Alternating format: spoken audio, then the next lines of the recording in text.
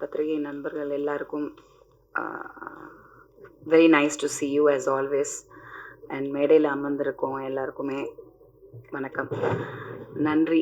நிறைய நல்ல விஷயங்கள் அப்ரிசியேஷன் வந்தது, அதுக்கு ரொம்ப நன்றி.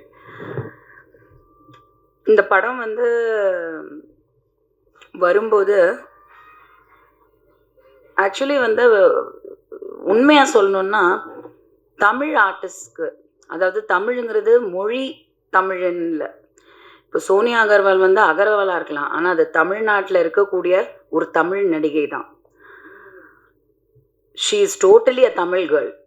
ஸோ நம்ம இங்கேயே உட்காந்து தமிழ்நாடை நம்பி, தமிழ் இண்டஸ்ட்ரியை நம்பி இருக்கக்கூடிய நடிகைகளுக்கு பெரிய வாய்ப்புகள் வர்றதில்லை. It's very unfortunate. Industry reentry after big boss நிறைய படங்கள், கிட்டத்தட்ட 25 ஃபிலிம்ஸ் ஐ ஹவ் கம்ப்ளீட்டட் இந்த பாஸ்ட் 2 years.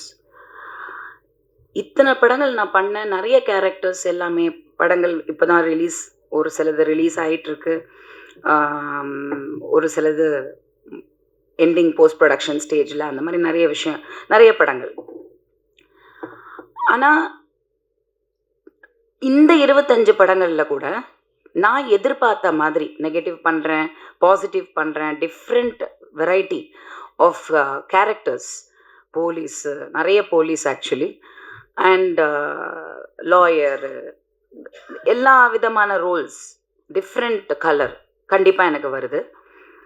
ஆனால் ஒரு நேட்டிவிட்டியான ஒரு சப்ஜெக்டில், அந்த ஒரு நேட்டிவிட்டி நம்ம பார்த்து வளர்ந்த சினிமா, 90லலாம் நாங்கள் பார்த்த சினிமா, இன்றைக்கி அந்த மாதிரி படங்கள் ரொம்ப கம்மியாக தான் எடுக்கிறாங்க. ஆனால் எப்போ அந்த மாதிரி படங்கள் எடுத்தாலும் கண்டிப்பாக அது வெற்றி அடையுது. ஆனால் அதுக்கான டைரக்டர்ஸ் ரொம்ப கம்மி ஆயிட்டாங்க.